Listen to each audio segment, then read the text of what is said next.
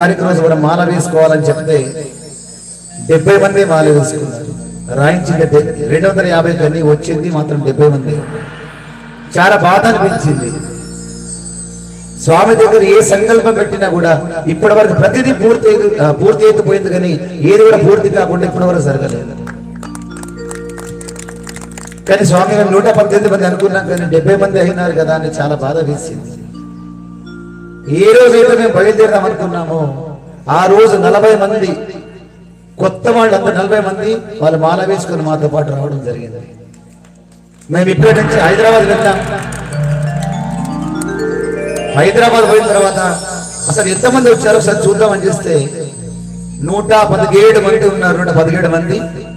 హైదరాబాద్ దాటగానే ఒక స్వామి వచ్చాడు.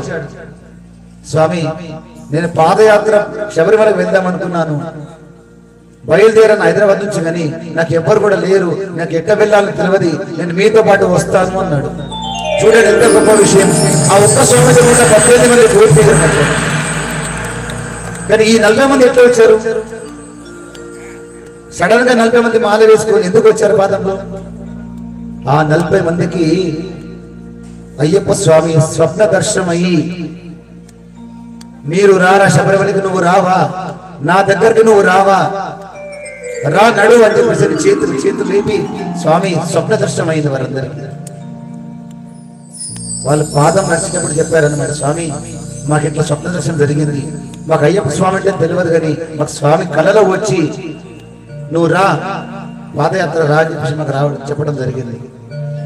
అందుకొరకు మేము మాల వేసుకొని వచ్చాం సార్ అంటే మా కళ్ళలో నీళ్ళు ఆగిలేదు. సంకల్పించుకున్నాం మేము, కానీ ఆ యొక్క ఫికర్ అంతా అయ్యప్ప స్వామి. సంకల్పం నెరవేర్చాలి. అటువంటి ఎన్నో విషయాలు నిస్వార్థంతో మనం చేస్తున్నటువంటి దీక్ష ఎప్పుడైతే ఉంటుందో, ఆ భగవంతుని ఎప్పుడైతే మనం కొలుస్తామో, సర్వస్వం నీవికి భావిస్తామో, మనకెందుకు బాధ?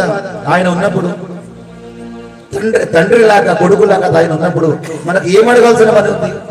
తల్లిదండ్రులకి మనం ఏం అడుగుతాం?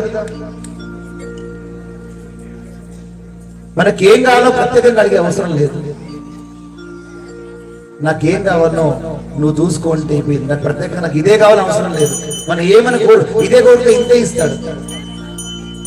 తల్లిదండ్రులకి ఎట్లయితే పిల్లల మీద ఏం కావాలో పిల్లలకి తల్లిదండ్రులకి ఎట్లా తెలుస్తుందో, ఆ అయ్యప్ప స్వామి కూడా సర్వస్వం ఆయనే అన్న తర్వాత ఆయన ఎలా చూసుకుంటాడో ఆయనకి తెలుసు.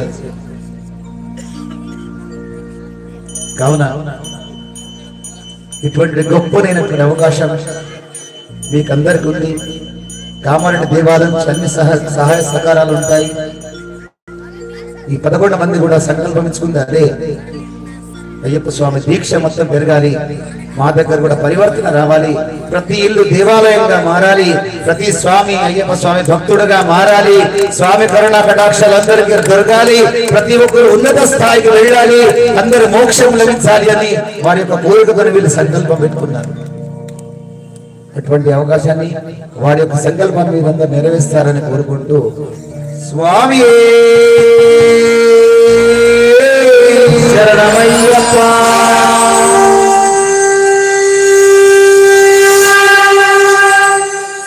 శరణమయ్యప్ప అంటే మన కామారెడ్డి అయ్యప్ప స్వామి కాదు, శబరిమల అయ్యప్ప స్వామికి వెళ్ళించాలి. మనం ఇక్కడి నుంచి అంటే 4 రాష్ట్రాలు దాటి మన ధ్వని శబరిమలకి వెళ్ళాలి, అయ్యప్ప స్వామి చెవులకు వెళ్ళాలి.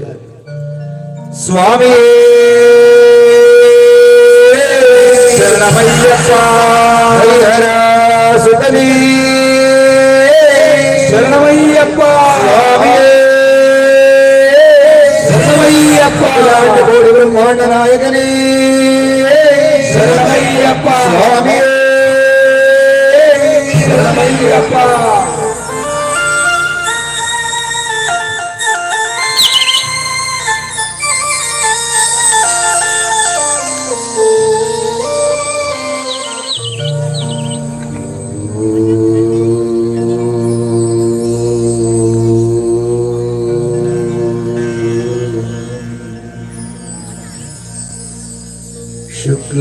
శుక్లాంబరధరం విష్ణు శశివర్ణం